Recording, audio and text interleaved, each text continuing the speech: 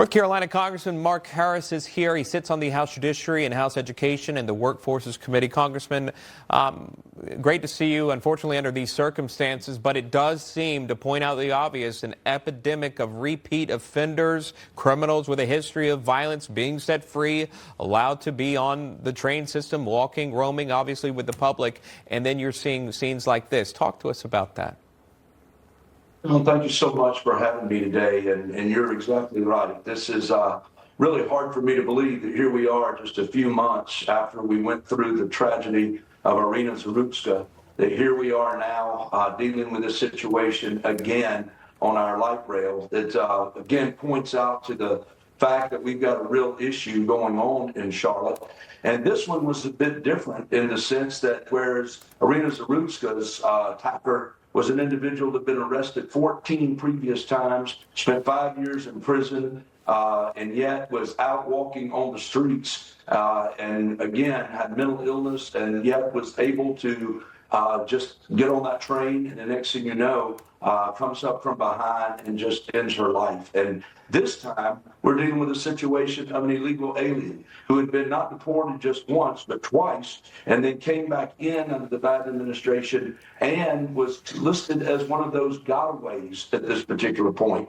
And what it really pointed out to me is just a couple of weeks ago, here we have Operation Charlotte's Web and Border Patrol coming to Charlotte, looking to take these criminal, violent, illegal aliens off our streets. And yet, many of our elected officials in Charlotte were just speaking out against ICE and speaking against the Border Patrol and the work that they were doing. And I think it's a shame. I think that the people are recognizing we've got a problem, and the people are calling for our elected leaders, our Democrat leaders in Charlotte, to stop making Charlotte a sanctuary for these illegal aliens. Yeah, what caught President Trump's attention, he reacted on social media, writing this on Truth: another stabbing by an illegal migrant in Charlotte, North Carolina. What's going on in Charlotte? Democrats are destroying it like everything else, piece by piece.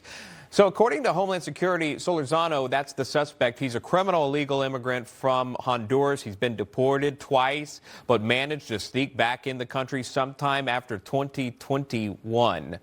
How bothersome is this for you, and how do you go about making sure this doesn't happen again? I mean, this story on the same train in the same city with the same weapon or style of weapon.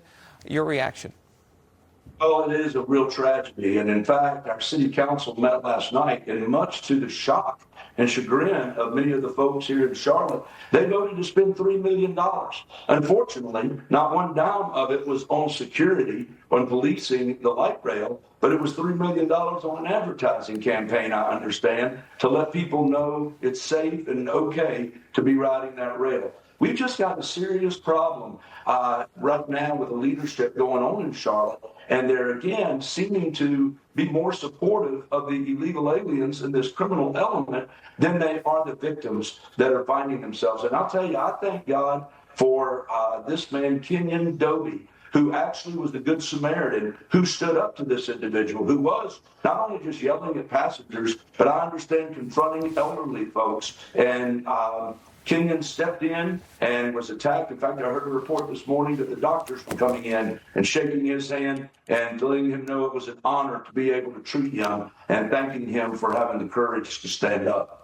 Let me ask you finally about this, and moving away from North Carolina, if you're okay with that, to Texas, where we're learning this. Texas Representative Jasmine Crockett, a Democrat from Texas, now wanting to vacate her seat, leave her seat, and run for U.S. Senate to oust Senator John Cornyn, an already crowded primary of Republicans there. And she seemingly targeted Donald Trump, the president of the United States, in her announcement video. You serving, obviously, in the House. What is your reaction to another House member, a Democrat, running now for that U.S. Senate seat, in particular, again, Jasmine Crockett's announcement to oust Senator John Cornyn? Well, I just believe the people of Texas, they're going to make the right decision. And personally, I think they have better sense than to send Jasmine Crockett from the House over to the Senate. And, if this is the decision she makes and has made to get in that race, so be it. But I believe the voters in Texas are strong. I think they recognize the realities of what we're facing in this country. And I have confidence in the voters of Texas. And I got a feeling that they'll be sending her back home and that she'll find out what it's like to lose an election there in Texas. All right. Again, just correcting myself, Senator Cornyn is in fact retiring, but again, running in that crowded field of Republicans already, making the announcement. We do appreciate that. Congressman Mark Harris joining us. Thank you, Congressman. Thank you so much for having me, Sean.